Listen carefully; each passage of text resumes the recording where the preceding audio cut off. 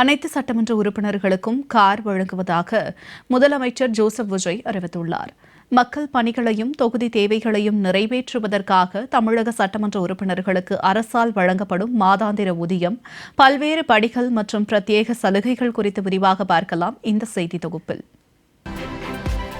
தமிழக சட்டப்பேரவையில் 110 விதியின் கீழ் புதிய அறிவிப்புகளை வெளியிட்ட முதலமைச்சர் விஜய் அனைத்து சட்டமன்ற உறுப்பினர்களுக்கும் கார் வழங்கப்படும் என அறிவித்தார்.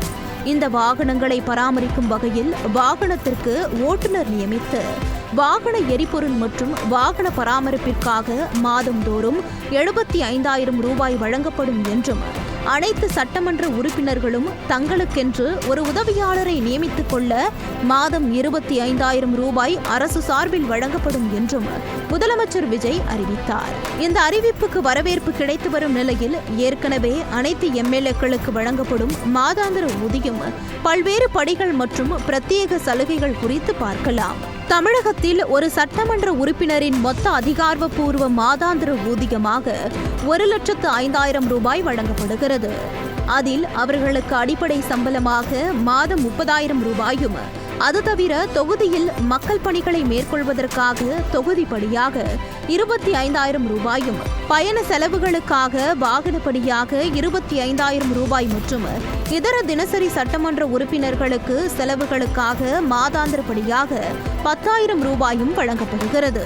மக்கள் தொடர்பை பேண தொலைபேசி மற்றும் அஞ்சல் செலவுகளையும் அரசே ஏற்கிறது.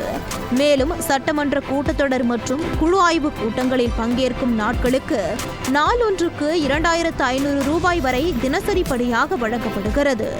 சட்டமன்ற உறுப்பினர்கள் மாநிலம் முழுவதும் பயணம் செய்ய அரசு போக்குவரத்து கழக பேருந்துகளில் இலவச பயண அனுமதி சீட்டு வழங்கப்படுகிறது.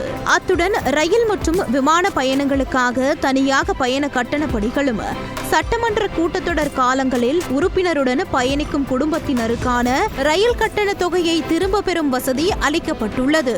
எம்எல்ஏக்கள் மற்றும் அவர்களை சார்ந்த குடும்பத்தினருக்கு அரசு மற்றும் அரசு அங்கீகாரம் பெற்ற மருத்துவமனைகளில் இலவச மருத்துவ சிகிச்சை, தனியறை வசதி மற்றும் மருத்துவ காப்பீடு சலுகைகள் வழங்கப்படுகின்றன. மேலும் தங்கள் தொகுதியில் அலுவலகம் அமைத்து இயக்கவும், பணிகளை கவனிக்க உதவியாளர்களை நியமித்துக் கொள்ளவும் அரசால் சட்டமன்ற உறுப்பினர்களுக்கு நிதி ஆதரவு அளிக்கப்படுகிறது. தொகுதி மக்களுக்கான உட்கட்டமைப்பு பணிகளை செயல்படுத்த ஆண்டுதோறும் தொகுதி மேம்பாட்டு நிதியும் ஒதுக்கப்படுகிறது.